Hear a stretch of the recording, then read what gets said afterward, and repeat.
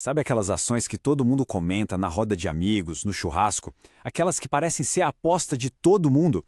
Pois é, mas será que seguir a manada é a melhor estratégia para construir um patrimônio de verdade no longo prazo? Exatamente isso que a gente vai investigar hoje. Vamos mergulhar fundo nas queridinhas da bolsa para ver o que tem por trás dessa fama toda. E antes da gente começar aquele nosso aviso de sempre, que é super importante, tudo que a gente vai conversar aqui é para fins de estudo, tá? É puramente informativo. A ideia não é dar nenhuma recomendação de compra ou de venda, o nosso objetivo é aprender juntos a analisar o mercado. Combinado? Olha só o nosso roteiro de hoje. A gente começa vendo quais são as ações mais populares. Depois, a gente entende o perigo das empresas cíclicas. Na sequência, vamos falar sobre o poder da previsibilidade, que é uma virada de chave. Aí, a gente analisa alguns setores mais seguros e, para fechar com chave de ouro, montamos um novo top 5. Então, vamos lá. A primeira pergunta é: onde a maioria dos investidores, a pessoa física como a gente, está colocando dinheiro? Quais são as empresas que estão na carteira de todo mundo? Vamos descobrir agora. E a resposta está aqui. Dando uma olhada nos dados do Investidor 10, o top 5 é esse aqui: Banco do Brasil, Petrobras, Vale, Itaúsa e BB Seguridade. Repara só, são nomes gigantes, né? Empresas que a gente ouve falar todo santo dia no jornal. Mas a grande questão que fica é: só porque todo mundo compra, significa que é um bom investimento? Que é seguro? Vamos investigar isso mais a fundo? Olha bem para essa lista, principalmente para os 3 primeiros nomes. Banco do Brasil, a gente já pensa em agro, né? Petrobras, petróleo na veia. Vale, minério de ferro. Tá vendo um fio condutor aí? Pois é. O que une essas gigantes é que elas são super dependentes de commodities e, consequentemente, dos altos e baixos da economia global. E é aí que mora o perigo. Esse padrão nos leva direto para um ponto crucial: o risco das empresas cíclicas. Muita gente, principalmente quem está começando, acaba montando uma carteira super concentrada nesse tipo de empresa sem nem perceber. E essa volatilidade, essa montanha-russa, pode ser uma armadilha e tanto. Mas afinal, o que é uma empresa cíclica? Imagina o seguinte: é como um barco à vela. Quando a economia está bombando, com ventos favoráveis, o barco voa, os lucros são absurdos. Mas e quando vem uma tempestade, uma crise, ou o preço da matéria-prima que ela vende despenca? Aí, meu amigo, o lucro pode sumir, virar pó. É essa a dinâmica. Para isso ficar bem claro, vamos pegar um estudo de casa. E quem melhor que a número 1 da lista, o Banco do Brasil. O BB é um exemplo de livro, sabe? Perfeito para a gente entender na prática como a economia macro bate direto no resultado da empresa e, claro, no bolso do acionista. O ponto fraco do Banco do Brasil, bom, na verdade é também a sua força, mas é uma faca de 2 gumes. É a sua ligação umbilical com o agronegócio. O agro é gigante para o Brasil, a gente sabe, mas é um setor que sobe e desce o tempo todo. Pensa comigo, taxa de juros, se chove ou não chove, o preço do dólar, o preço da soja lá na China, tudo isso mexe com o resultado do banco. De repente, o Brasil tem uma safra recorde, maravilhoso, mas se o preço lá fora caiu, já era. O lucro do banco vai sentir o impacto na hora. E olha só como isso se reflete nos números. É real, não é teoria. Numa crise recente do setor, o lucro do banco chegou a despencar 50%. Metade. E o que um banco faz quando o cenário fica incerto? Ele se protege, né? Puxa o freio de mão. Começa a emprestar menos dinheiro, principalmente para o setor de risco, que era o agro naquele momento. A consequência? Perdeu o mercado para os concorrentes. É o efeito cascata. E aqui tem uma pegadinha que confunde muito o investidor. Quando o lucro da empresa cai, um indicador famoso, o preço/lucro, ou PL, sobe. Aí quem olha só a foto do momento pensa: nossa, a ação tá cara. Só que quem entende o ciclo e pensa lá na frente, sabe que aquela crise do agro vai passar. E aí, aquele momento que a ação parece cara, pode ser na verdade a melhor oportunidade para comprar barato. É um paradoxo, um quebra-cabeça difícil de montar para quem está começando.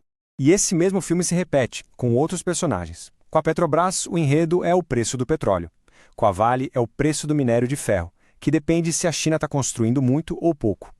Tentar prever essas variáveis é quase como tentar prever o futuro. É muito, muito difícil. E essa imprevisibilidade toda deixa a carteira de quem investe nelas, bem, imprevisível também. Complicado para quem busca tranquilidade. Ok. Acho que ficou claro, né? O caminho mais batido, o mais popular, não é necessariamente o mais tranquilo. É uma estrada cheia de sobe e desce. Então, a pergunta de $1 milhão é: se essas queridinhas são tão arriscadas, o que a gente faz? Para onde a gente corre? Existe alternativa? A resposta, pessoal, é sim, e ela está em uma mudança de mentalidade. Em vez de ficar tentando acertar a próxima alta do minério ou do petróleo, que tal a gente procurar empresas previsíveis? Empresas com negócios mais estáveis, mais sólidos. A palavra-chave aqui é previsibilidade. É trocar a montanha-russa por uma caminhada tranquila no parque. Tá? Mas o que é um negócio previsível na prática? Pensa assim, é uma empresa que tem receita recorrente, sabe? Que entra dinheiro todo mês, faça chuva ou faça sol. Muitas vezes com contratos de longo prazo, são empresas que dominam seus mercados e vendem algo que a gente não consegue viver sem, mesmo quando a economia não está bem. Pensa em conta de luz, seguro, plano de saúde. E o mais maluco de tudo é que essas empresas, esses portos seguros, muitas vezes são ignoradas pela grande massa de investidores. Um exemplo que choca é a Odontoprev, líder absoluta em planos odontológicos, um negócio super previsível. E sabe quantos por cento dos investidores pessoa física tem essa ação? Menos de 5%, enquanto está todo mundo olhando para a Vale e Petrobras, tem verdadeiros tesouros escondidos por aí.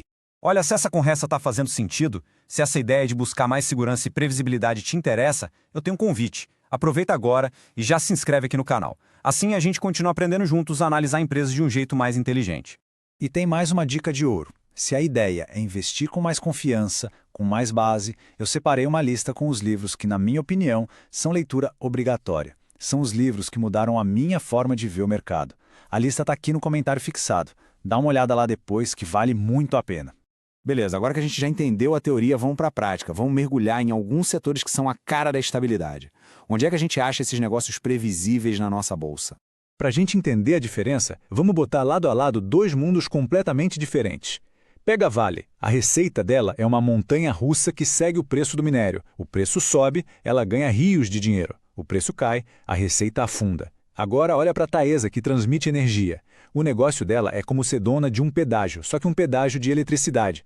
A receita dela é fixa, está em contrato, corrigida pela inflação por 20, 30 anos.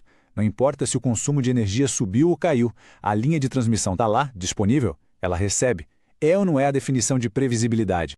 E não é só transmissão de energia, não. Tem outros setores que são verdadeiros pilares de previsibilidade. O setor de seguros, por exemplo, com Caixa Seguridade, BB Seguridade, bancos, mas os bancões tradicionais como o Itaú, que são um reloginho. E saneamento, claro. Empresas como a Sanepar. É um serviço essencial que todo mundo precisa e que geralmente é um monopólio na sua região. Mais previsível que isso, difícil. E já que a gente falou de Itaú, vale a pena falar da Itaúsa. É um caso super interessante. Itaúsa é uma holding, uma empresa que é dona de outras empresas. E a principal delas é o Itaú. Então, na prática, comprar Itaúsa é quase como comprar Itaú. Só que com um detalhe, geralmente você paga mais barato. É o que o mercado chama de desconto da holding. Para quem está começando, é uma forma bem mais inteligente de se expor a um bancão do que ir direto no Banco do Brasil, que é muito mais cíclico. Agora, falando em previsibilidade, olha que coisa linda a Sanepar. Se a gente pega um gráfico dos lucros da Sanepar ao longo dos anos, parece uma escadinha. Sabe, subindo degrau por degrau, bonitinho, consistente. Isso é uma raridade na Bolsa brasileira. É a prova viva de um modelo de negócio absurdamente sólido e previsível. Bom, depois de toda essa conversa, de toda essa mudança de foco, que tal a gente fazer um exercício? Vamos montar um novo top 5, mas não um top 5 das mais populares. Um top 5 das mais previsíveis, focado em qualidade e em dormir tranquilo à noite pensando no longo prazo. Então vamos lá, um possível top 5 alternativo. Primeiro, Itaú ou Itaúsa, pela força e previsibilidade do maior banco privado do país. Segundo, Taesa, pelo modelo de pedágio de energia à prova de quase tudo. Terceiro, Sanepar, monopólio de um serviço que ninguém vive sem. Quarto, Caixa Seguridade, que domina o mercado de seguros e não para de crescer. E em quinto, uma que é um pouco diferente, a VEG. Talvez não pague tantos dividendos hoje, mas a qualidade, o crescimento e rentabilidade dessa empresa são de outro planeta. Tinha que estar na lista. E é óbvio, né, pessoal? Isso aqui não é receita de bolo, muito menos uma recomendação. É só um exercício. Tem muitas outras empresas excelentes que poderiam estar aqui. A própria BB Seguridade, que estava na outra lista, é ótima. A Odontoprev, que a gente comentou, são só exemplos de empresas fantásticas para quem busca segurança. Então, para a gente fechar o raciocínio, o que essa análise toda mostra? Que o investidor médio, a pessoa física, tem uma preferência enorme por empresas cíclicas. Seja porque são mais famosas ou porque prometem aquele ganho explosivo. Mas o recado principal é: cuidado. O risco da volatilidade é gigante e prever o futuro dessas empresas é quase impossível. O caminho mais cheio de gente nem sempre leva para o destino mais seguro. E agora a bola está com quem está aí do outro lado. O que acharam dessa análise? Faz sentido essa ideia de trocar popularidade por previsibilidade? A carteira de quem está me ouvindo aí se parece mais com a primeira lista ou com a segunda? Conta para mim aqui nos comentários, vamos bater esse papo. E para fechar, se essa análise te ajudou de alguma forma, não esquece de deixar sua inscrição no canal. É o que dá força para a gente continuar trazendo mais conteúdo assim. Valeu demais pela companhia e a gente se vê na próxima.